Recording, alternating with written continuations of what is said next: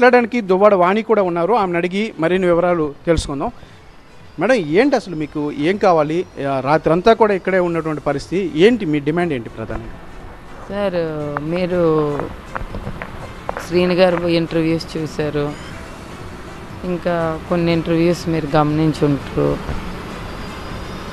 ఇక్కడ ఎలాంటి వాతావరణం అనేది చాలామందికి అర్థమై ఉంటుంది. అది మా లైఫ్లకు కానీ మా పిల్లల లైఫ్లకు కానీ ఎఫెక్ట్ అవుతుంది. అలాంటి వాతావరణం ఇక్కడ జరగకూడదు, నా పిల్లలు ఎఫెక్ట్ అవ్వకూడదు అనేది మొదటి నుండి చెప్తున్నాను. ముందు ఆయనకి చెప్పాము, మీ పర్సనల్ లైఫ్ ఏదైనా ఉంటే అవుట్ సైడ్, పార్టీ కూడా చెప్పింది, నేను ఒకదాన్ని ఏదైనా ఉంటే అవుట్ సైడ్ చూసుకోండి, కాన్స్టిట్యున్సీ లెవెల్లో కానీ ఇట్లాంటి ఏరియాస్లో కానీ పార్టీ డ్యామేజ్ అవ్వకూడదు, ఫ్యామిలీ డ్యామేజ్ అవ్వకూడదు అని చెప్పడం జరిగింది. అక్కడ పార్టీ దగ్గర అలానే అనేసేవారు, ఇక్కడికి వచ్చి మళ్ళీ యాజ్ యూజువల్గా బిహేవ్ చేయడం చేసేవారు. ఇది మా పర్సనల్ లైఫ్ని ఎఫెక్ట్ అవుతుంది. అందుకే మేము ముందు నుండి మా పిల్లలు కూడా ఆయనకి పెట్టడం, మెసేజ్లు కూడా అట్లనే పెట్టారు. ఓకే, అంటే మీరు ప్రధానంగా ఇప్పుడు నిన్న ఆయనతో మాట్లాడడానికి కూడా వచ్చారు, పెద్ద వాగ్వాదం కూడా జరిగింది. ఏం చెప్పదలుచుకున్నారు? ఇప్పుడు ఇక్కడికి వచ్చారు, ఇక్కడికి వచ్చినాక ఏం చెప్పదలుచుకున్నారు? మేము ఎట్టి పరిస్థితులు ఇక్కడ నుండి కదలం సార్. మా స్టాండ్ మాదే. మాకు ఇలాంటి ఇల్లీగల్ అఫైర్స్తో మా భవిష్యత్తులు పాటు చేసి నా ఇష్టానుసారం నేను చేస్తాను అంటే మేము కానీ పిల్లలం కానీ ఊరుకునే పరిస్థితి అయితే ఉండదు. మా లైఫ్లో ఎఫెక్ట్ ఎవరో ఊరి మీద వెళ్ళిపోయిన వాళ్ళు అంటే కాదు, ఇది డైరెక్ట్గా లైవ్ నా పిల్లలకి మెయిన్ ముఖ్యంగా ఎఫెక్ట్ అవుతుంది కాబట్టి ఎట్టి పరిస్థితుల్లో ఊరుకునే పరిస్థితి ఉంది. ఈరోజు ప్లాన్ ఏంటి మేడం? ఇంకా ఉంటారా? ఇక్కడే ఉంటారా? సరే, ఉంటాం. సిచ్యువేషన్స్ ఎలాగెళ్తే ముందుకు వెళ్ళనియండి సార్, దేంట్లో కాంప్రమైజ్ అయ్యే ప్రసక్తి అయితే లేదు. కానీ రాత్రి మీరు లోపలికి ఇంట్లోకి వచ్చేటువంటి తీరు ఏదైతే అక్కడ గేట్ పగలగొట్టడం, తర్వాత కట్టర్లతో డోర్స్ కూడా పగలగొట్టి లోపలికి వెళ్ళేటువంటి తీరును ఆయనపై జరిగిన హత్యాయత్నంగా ఆయన చెబుతున్నారు. హత్యాయత్నానికి వచ్చారు, మీతో మీ వెనకతల టీడీపీ నేతలు ఉన్నారు హస్తముందని చెప్పి ఆయన డైరెక్ట్గా టార్గెట్ చేసి చెప్తున్నటువంటి హత్యాయత్నంకి వచ్చాము, దేనికి వచ్చాము మొత్తం మీడియా కూడా అందరూ గమనిస్తున్నారు సార్. ఆయన మేము లోపలికి ఎంటర్ అయిన తర్వాత పిల్లలు ఎన్ని గంటలు వెయిట్ చేశారు, తలుపులు తీయలేదు, చాలా హర్ట్ అయ్యారు పిల్లలు. మళ్ళీ మేము కూడా చాలా టైం వెయిట్ చేసాము, తలుపులు తీయలేదు. ఆటోమేటిక్గా మా పని మా ఇల్లు కాబట్టి మేము ఆటోమేటిక్ కట్ చేసుకొని ఎంటర్ అయ్యాము. ఎంటర్ అయిన తర్వాత ఆయన బిహేవియర్ ఎలాగా రాడ్డులు తీసి మా మీద అటాక్ ఇవ్వడానికి వచ్చారు అనేది కూడా గమనించారు. పిల్లలను కూడా చూడలేదు, గౌరవం పద్ధతి పాడని కూడా చూడలేదు, చాలా ఆక్వర్డ్గా బిహేవ్ చేశారు. మా మీద ఆయన హత్యాయత్నానికి ప్రయత్నించారో లేదు అని అంటే మేము చేసామనేది మొత్తం వీడియోస్ మీడియా అంతా ఉంది. మేము ఎప్పుడు హత్యాయత్నాలు చేస్తుంటే అట్లాంటివి ఇవే చేస్తుంటే ఈరోజు ఆయన స్థాయికే రారు. మేము ఎంతో సపోర్ట్ చేసాము. మా పిల్లల లైఫ్ని కానీ మా లైఫ్ని కానీ ఈరోజు డ్యామేజ్ అవుతుంది కాబట్టి మేము ఇంత సీరియస్గా స్పందించవలసి వస్తుంది. మీ మీద నిన్న జరిగిన ఘటనకు సంబంధించి పోలీసులకు ఫిర్యాదు కూడా చేశారు? చేశాను సార్, నేను మా పాప పోలీసులకు ఫిర్యాదు చేశాము. ఇట్లా జరిగింది, ఖచ్చితంగా మాకు పోలీస్ సపోర్ట్ అవసరం, మేము చాలా ప్రాబ్లం ఫేస్ చేస్తున్నాం, ఇమీడియట్గా యాక్షన్ తీసుకోవాలి వీటి పట్ల అని కంప్లైంట్ ఇచ్చాము, నేను మా పాప ఇచ్చాము. అంటే మీకు ఇప్పుడు డివోర్స్ కూడా ఇస్తాము అని చెప్పి ఆయన అంటున్నారు, దానికి నోటీస్ కూడా పంపిస్తా అంటున్నారు, దానికి మీరు సమ్మతంగా ఉన్నారా? అన్నీ తేల్చుకోవాలి, డివోర్స్లు ఇవి అవి అంటే చేతల్లో నోటీసులు పంపించిస్తే తేలిపోయింది కాదు. సర్వం ఆయనకి ఎక్కడ ఉన్నదే గుడ్డు లేదు, తెచ్చిందే గుడ్డు లేదు. అన్ని పిల్లల పేరున నీట్గా ఇది అది అన్నీ క్లియర్ చేసిన, ఇది కూడా నా ఓన్ అమౌంట్తోనే మీకు చాలా క్లియర్గా చెప్తున్నాను. పలాసలో 5.5 acres ల్యాండ్, నా ఓన్ ల్యాండ్ 8 కోట్లకు అమ్ముకొని నా అమౌంట్స్ ఒక నా ఓన్ అమౌంట్, కొన్ని శ్రీని గారు నేను కలిసి సంపాదించిన అమౌంట్స్ కాకుండా దాంతో కొన్ని సైటు నేను ఈరోజు వరకు ఫైనాన్షియల్ సపోర్ట్ అన్ని రకాలుగా ఆయన ఇవ్వడం బట్టి ఈ స్థాయికి వచ్చారు. కానీ ఆయన అంటున్నారు ఆస్తులకు సంబంధించి పంపకాలు కూడా జరిపేసే నేను బయటకు వచ్చానని అంటున్నారు, ఎంతవరకు సార్? డాక్యుమెంట్ చూపించమనండి. నేను నిన్న కూడా చెప్పాను, మాటల్లో చెప్పడం కాదు చేతల్లోనే, ఇదిగోండి పలానా డాక్యుమెంట్ నేను వాళ్ళకి ఫైనాన్షియల్ సెటిల్మెంట్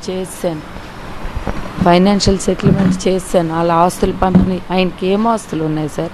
ఈ ఒక ఇల్లు, అది ఫ్యాక్టరీ, అంతకు మించిన ఆస్తులు ఉన్నవేంటి? ఆయనకి ఏం ఆస్తులు ఉంటాయి? తల్లిదండ్రులు 1 ఎకరా భూమి ఇచ్చారా? ఆయనకి ఏమైనా ల్యాండ్స్ ఉన్నాయా? పోనీ ఆయన వ్యక్తిగతంగా ఏమైనా సంపాదించాడా? అది కూడా మా మమ్మీ పేరున ఉండేది ఆ హౌస్ మీద కన్స్ట్రక్షన్ చేసేటప్పుడు ఆయన పేరున ఇన్కమ్ ట్యాక్స్ రిటర్న్స్ ఉన్నాయని ఫైల్ చేసి మనం ట్రాన్స్ఫర్ చేసాం. పర్లాకిం దాస్ కూడా మా డాడీ ఇచ్చిన అంటే ఎన్నాళ్ళు మా మధ్య ఈ రోజు కాదు ఈ వివాదం అనేటువంటిది, గడిచిన రెండేళ్ల నుంచి కూడా ఈ వివాదం ఉంది. నేను 2 ఏళ్ల కిందటే బయటికి వచ్చేసినటువంటి పరిస్థితి. కానీ ఇప్పుడు అధికారం రాష్ట్రంలో పాలనకు సంబంధించి మార్పు రావటం, టీడీపీ వాళ్ళ ప్రోత్సాహంతో ఇవిడ రావటం జరిగింది. మీ వెనక టీడీపీ వాళ్ళు ఉన్నారు అనేది అంటున్నారు. అంటే ఎన్నాళ్ళు పల్లకుండి ఇప్పుడు ఎందుకు వచ్చారు అనేది ఆయన చెప్తుంది.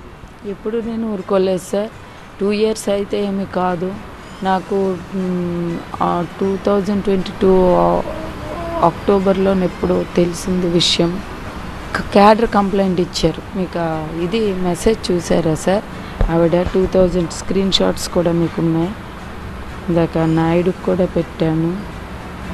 ఆవిడ చాటింగ్స్ అవి మేము 2022 ఇది ప్రధాని నిన్న మాధురి కూడా మీడియా ముందుకు రావడం జరిగింది. ఆమె కూడా చెప్పడం జరిగింది, మా మధ్య ఒక ఫ్రెండ్షిప్ మాత్రమే ఉంది అని చెప్తున్నారు ఆమె. మీరు చేసిన ఆరోపణల వల్లే ఈరోజు ఆమె నిరాధారయ్యి, భర్త కూడా వాళ్ళ ఫ్యామిలీ నుంచి నిరాధారణకు గురయ్యి రోడ్డుపై ఉంటే ఆయన ఈరోజు ఒక ఫ్రెండ్గా ఆదుకున్నారు అని చెప్పారు. ఎప్పుడు కామెంట్ చేశాను మీరు మీ వల్లే పార్టీలోకి కూడా రావడం జరిగింది. మీరు ఇన్వైట్ చేస్తేనే పార్టీలోకి వచ్చి మీరే దువ్వాడ శ్రీనివాస్తో ట్రావెల్ చేయమని కూడా చెప్పారు. ఆమె నన్ను ట్రాప్ చేసిందని చెప్పేసి మాధురి ఆరోపిస్తారు. ఆవిడెవరో నాకు తెలీదు. ఎవరైనా ఇంటికి వస్తే గౌరవించడం అనేది మనకి రాజకీయ కుటుంబంలో ఉన్నాం కాబట్టి ప్రతి ఈవిడేంటి చాలామంది లేడీస్ వస్తారు, అందరినీ గౌరవిస్తాము. గౌరవించిన దాన్ని ఆవిడ ఏంటంటే నేను పార్టీలోకి రమ్మని నాకేం సంబంధం, నేను ఒక టెక్కల మండలి జెడ్పీటీసీ, దట్స్ ఆల్. నేను అప్పటికేం ఇన్ఛార్జ్ కాదు. శ్రీని గారు ఏం మాట్లాడారు, ఇంకెవరేం మాట్లాడారు, ఎలాగ ఆవిడకి పదవి వచ్చిందో కూడా తెలియదు. సత్యబాబు గారికి కంప్లైంట్ ఇచ్చాను, కృష్ణదాస్ గారికి కంప్లైంట్ ఇచ్చాను. ఎందుకనంటే ఆవిడ మీద చాలా అలిగేషన్స్ క్యాడర్ యాక్సెప్ట్ చేయడం లేదు సార్. మండల్ మహిళా కన్వీనర్ తీయండి అని నేను లెటర్ పెట్టాను, కంప్లైంట్ ఇచ్చాను. నేను ఆవిడకి ఇవ్వడం ఏంటి సార్? ఆవిడ ఎలాగో ఒకలాగా అందరికీ ఆకట్టుకొని మాకు అసలు మండల మహిళా కన్వీనర్ ఇవ్వకముందే ఆవిడ క్యారెక్టర్ తెలిసిన వెంటనే మేము ఖండించి పార్టీ డ్యామేజ్ అవుద్దని వెంటనే అధిష్టానం దృష్టిలో పెట్టిన తర్వాత ఇది కంప్ అవుతుందని అధిష్టానం కూడా ఆవిడకి ఇవ్వడం మానేసింది. అక్కడ మానేసిన తర్వాత ఈవిడ ఒక స్టేట్మెంట్ ఇచ్చింది, నాకు అవసరం లేదు అని. అట్లా చేసింది. కానీ మేము ఎప్పుడు ఆవిడకి అధిష్టానం. ఇప్పుడు ఏం డిమాండ్ చేయదలుచుకున్నారు ప్రధానంగా మీరు? ఒకవేళ దువ్వాడ శ్రీనివాస్ బయటకు వస్తే ఆయనకి ఏం చెప్పదలుచుకున్నారు? ఏం డిమాండ్? నేనేమీ ఆయనతో మాట్లాడాను సార్, నాకేమీ అవసరం లేదు. నా ఇల్లు ఎందుకోసం ఇక్కడ ఉన్నట్టు? నా ఇల్లు, మై హౌస్, నేను ఇక్కడ నా పిల్లలు నా కుటుంబం ఉంటాము, దానికేముంది.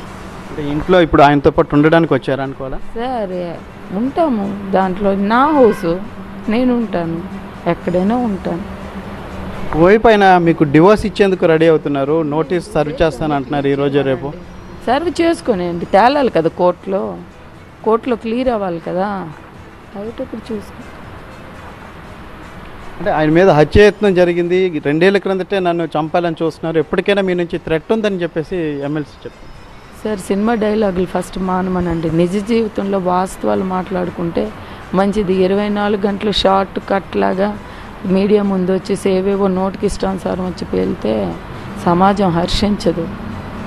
నేను చేసిన బిహేవియరే తాగేసి వచ్చాడు అనేది అందరికీ అనుమానంగా చేసిన బిహేవియర్. చాలా దీనిగా ఆయన ఎప్పుడూ రూడే, మాకది తెలుసు. ఆ విషయాలు బయట ఫ్యాక్ట్స్ పడినప్పుడు కొద్దిగా లేట్ అయింది తప్ప ఈజ్ ఎ వెరీ నాస్టీ ఫెల్ అనేది మాకు తెలుసు. కాకపోతే కుటుంబ పరంగా మేము ఇప్పుడు బయటపడే పరిస్థితి లేదు. కానీ మేము హత్యాయత్నం చేస్తే ఆయన ఒక లుంగి షర్టు పట్టుకొని టెక్కలు వచ్చాడు, ఈరోజు ఈ స్థాయికి వచ్చాడు. టెక్కలు ప్రతి ఒక్క ఎంపీటీసీకి, సర్పంచులకి, ప్రజలకి, అందరికీ నా గొప్ప నేను చెప్పుకోవడం కాదు, ప్రజలకు అడిగితే ఆయన వాస్తవ విషయాలు తెలుస్తాయి.